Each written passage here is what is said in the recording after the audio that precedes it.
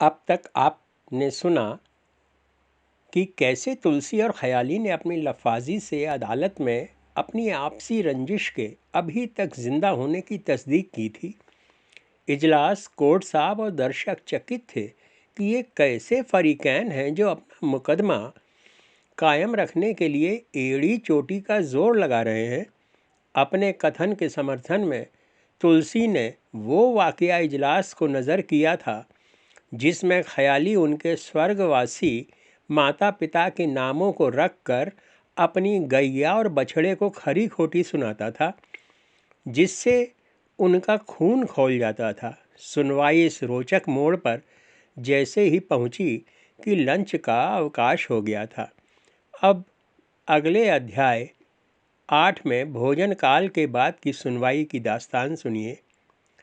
शीर्षक है साधना शिला। भोजन काल के बाद अदालत पुनः सज गई। इस समय तमाशबीनों में वे भी शामिल थे जिनके मुकदमों की सुनवाई पहली पारी में ही पूरी हो गई थी। जज साहब ने कार्रवाई आगे बढ़ाने का हुक्म दिया। कोर्ट साहब ने कमांड संभाली और बोले, हुजूर, मौजूदा मुकदमा लंबे समय से अदालत का वक्त बर्बाद कर रहा है। करीब 10 साल बीत चुके हैं लेकिन आज तक कत्ल नहीं हुआ। सिर्फ कत्ल के अंदेशे पर इस मुकदमे को कब तक जिंदा रखा जाएगा? तुलसी ने आज जो कलेजा हिलाने वाला बयान दिया है वह बहुत पुरानी बात है। मौजूदा वक्त में इनके बीच रंजिश की कोई वजह नहीं है। तुलसी पुनः अदालत का कलेजा हिलाने बीच में टपक पड़े और बोले, हुजूर, कोर्ट साहब गड़बड़ा रहे हैं। कत्ल का सामान तो आज भी मौजूद है। जज साहब ने उन्हें कटघरे में आने का इशारा किया। तुलसी ने पोजीशन ली और जज साहब को सलाम मारकर शुरू हो गए। साहेब, इसका बछड़ा लक्ष्मी दत्त अब बड़ा हो गया है। अभी कल ही ये उसे हमारे सामने लतिया कर बोल रहा था कि बेटा लक्ष्मी दत्त, अगर कल खेत में मक्कारी दिखाई तो तुम्हें कल ही कसाई को दे दूंगा। फिर साले वहाँ बो बो रोना। हुजूर, अब आप ही सोचो, अगर कोई आपके बाऊ को कसाई को सौंपे तो आपको कैसा लगेगा? तुलसी ने पुनः जज साहब को लपेट लिया था। लोगों को लगा कि आज तुलसी की रंजिश ख़याली से रहे या ना रहे, लेकिन ये जज साहब से ज़रूर हो जाएगी। जज साहब ने तुलसी को घूरा। तुलसी को जैसे ही एहसास हुआ कि उन्होंने अनजाने में ही जज साहब के बाऊ को कसाई के सामने बोंबो रुला दिया है तो वे हाथ जोड़कर बोले, गुस्ताखी माफ़ हो हुजूर, इस ख़याली को देखते ही हमारी बोटी बोटी फड़कने लगती है, फिर हमारा दिमाग ही ठिकाने पर नहीं रहता। मजमे की नज़र तुलसी के बदन में उस बोटी को ढूंढने लगी जो अभी भी फड़कने लायक थी। ख़याली सोचने लगे, कहीं ऐसा ना हो कि जज साहब तुलसी की बातों को सच मानकर हमें तो जेल भेज दें और तुलसी बाहर ही रह जाए। उसने स्कूली बच्चे की तरह अपना हाथ ऊपर उठा दिया। जज साहब की नज़र इस अनुशासित फरीक पर पड़ी। उन्होंने अपनी नज़रों से तुलसी को वापस जाने और ख़याली को कटघरे में आने का इशारा किया। ख़याली भी ऐंठते हुए कटघरे की ओर बढ़े। मजमा उत्सुक हो गया। कटघरे में पहुंचकर ख़याली ने पहले जज साहब को प्रणाम कहा, फिर खखार कर बोले, तुलसी समझता है कि वो आपको 2 और 2 5 पढ़ा देगा और आप मान भी जाएंगे। जज साहब को लगा कि ये तो आते ही उन्हें लपेटने लगा है। वे बोले, पहले अपना नाम बताओ, फिर सीधे मुद्दे पर आओ। ख़याली बोले, हमारे पिता टीकाराम ने हमारा नाम तो ख़याली राम रखा था, लेकिन पूरा पड़ोस वाले हमें ढपली ढपली बुलाते हैं। अब मुद्दे की बात यह है कि हम तुलसी के बाऊ की बड़ी इज्जत करते थे, सो हमने उन्हीं के नाम पर बछड़े का नाम रखा था। अब अगर बछड़ा बड़ा होने पर लतखोर निकल गया तो हम क्या करें? लतियाने के लिए भी तो हम उसे लक्ष्मी दत्त ही पुकारेंगे। उसे कोई कोर्ट साहब थोड़े ही कहने लगेंगे।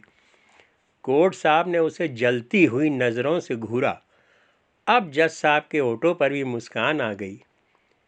मजाक जब दूसरे का बने तो सभी को मज़ा आता है। ख़याली बोले, रही बात छिमुली देवी की, सो देवी मैया की कसम कि नाम रखते वक्त हमें ये पता नहीं था कि ये तुलसी की अम्मा का नाम है। अब अगर ये नाम तुलसी की अम्मा का है भी तो इसका मतलब ये तो नहीं कि छिमली देवी छटाक भर गोरस टपका कर दाना भकोसने में जुट जाएंगी। ऐसे में जानवर को थोड़ा बहुत तो सहलाना ही पड़ता है। इसमें बुरा मानने जैसी क्या बात है जो तुलसी हमारी गर्दन मरोड़ने को आमादा है। इतना कहकर ख्याली ने जैसे ही कोर्ट साहब की तरफ देखकर कुछ और कहने के लिए मुंह खोला तो कोर्ट साहब ने तत्काल अपनी तर्जनी वजन मशीन की सुई की तरह दाएं बाएं हिलाकर उन्हें रोक दिया। ख्याली अपने वचन वापस निगल गए। फिर उन्होंने जज साहब की तरफ देखा तो उन्हें वहां से भी यही संकेत मिला।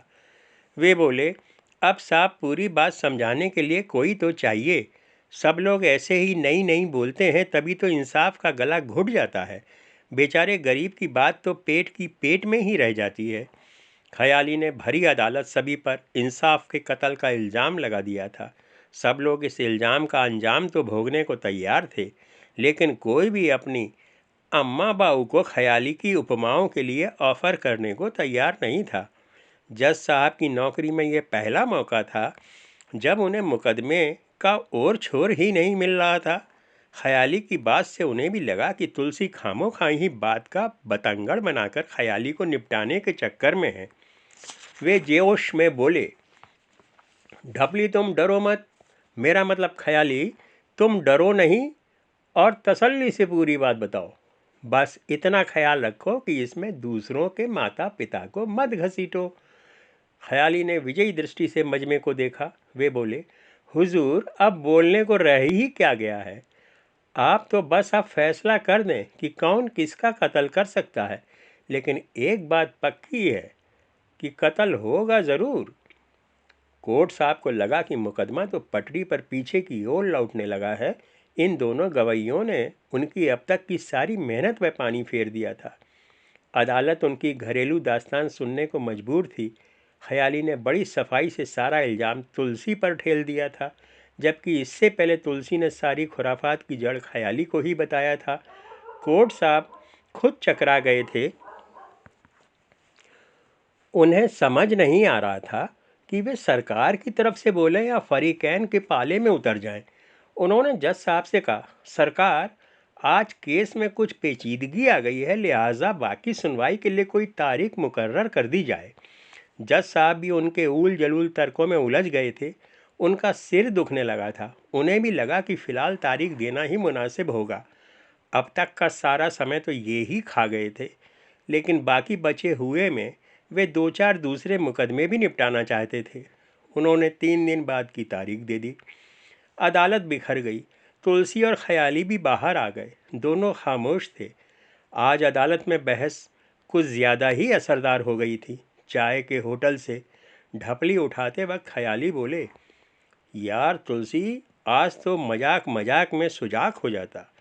इन सालों ने तो आज हमें सचमुच में ही लड़वा दिया था। तुलसी अभी भी आवेश में थे। वे खुद पर काबू करके बोले, जब किसी के अम्मा बाऊ को गरियाया जाएगा तो गुस्सा तो आएगा ही। ख्याली उनकी टोन समझकर बोले, गरिया भी तो तुम ही रहे थे, हम तो चुपचाप थे। तुम्हें तो फिल्म लाइन में चले जाना चाहिए। ख्याली के इस कमेंट पर तुलसी ने उनकी आंखों में झांका तो ख्याली ने एक आंख दबा दी। उनकी इस हरकत से तुलसी की गंभीरता टूट गई और दोनों हो करके हंसने लगे। इसके बाद ये दोनों मस्ताने बोलते बतियाते बस अड्डे की तरफ चल दिए। आज की जुगलबंदी से उनकी पेशी का खर्चा निकल आया था। ख्याली ने बस अड्डे पहुंचकर नमकीन दाल मोठ और ताज़ी मूली खरीदी। वे दोनों बस में बैठकर अपने गांव के पास उतर गए। यहाँ तुलसी ने महुए की मसालेदार दारू की बोतल खरीदी। इसके बाद दोनों बादशाह की तरह झूमते झामते अपनी साधना शिला की ओर चल दिए। रास्ते में वे कोर्ट साहब और जज साहब की नकल उतार उतार कर आपस में मज़ा लेते रहे। अगली तारीख के बीच में अभी पूरे 2 दिन थे, क्योंकि तीसरा दिन तो पेशी की तैयारी में ही निकल जाता था। तुलसी बोले, ख्याली, चाहे कुछ भी हो जाए, ये मुकदमा ख़त्म नहीं होना चाहिए। रंजिश हर हालत में कायम रहनी चाहिए। रंजिश है तो हम हैं। ख्याली तो पहले से ही इन्हीं विचारों के थे, अतः बोले, अरे मुकदमे के लिए हमें तुम्हारे तो क्या, अगर अपने भी अम्मा बाबू को गरियाना पड़ेगा तो हम बेहिचक गरिया देंगे, लेकिन मुकदमा नहीं मरने देंगे। दोनों ने साधना शिला पर भी अपना संकल्प दोहराया। इसके बाद उन्होंने मुंह उठाकर आसमान में ऐसे देखा मानो उनकी भीष्म प्रतिज्ञा सुनकर किसी भी क्षण देवता उन पर पुष्प वर्षा करके दुंदुभि बजाने लगेंगे और दसों दिशाओं से साधु साधु की आवाज़ें आने लगेंगी। मगर जब ऐसा कुछ भी नहीं हुआ तो तुलसी ने बोतल का ढक्कन खोला और इसकी पतली सी धार शिला पर चुआई। ख्याली ने मूली और नमकीन दाल मोठ शिला पर रख दी। तुलसी बोले, ख्याली, दारू के साथ मूली का क्या मेल? ख्याली तत्काल च्यवन ऋषि की तरह बोले, यह शरीर की वायु शुद्ध करती है। इसके प्रमाण स्वरूप उन्होंने स्वयं हवा खारिज करके आसपास का वातावरण अशुद्ध किया। तुलसी ने इसे उनकी दोपहर वाली मूली का प्रभाव माना और पहला घूंट लेने के लिए महुआ घट ख्याली के मुंह के आगे कर दिया। ख्याली ने पूरे गाल फुलाकर पहला घूंट भरा और बोतल उन्हें वापस कर दी। इसके बाद तेजाब जैसी तेज महुए की हाला को उन्होंने धीरे धीरे अपने गले में उतारना शुरू किया। इसके बाद बोतल किसी दोशीजा की तरह इन दोनों के होठों से बारी बारी लगती रही और वे इसे नमकीन और मूली के साथ सोखते रहे। फिर पता ही नहीं चला कि वे कब टुन्न होकर वहीं ढेर हो गए।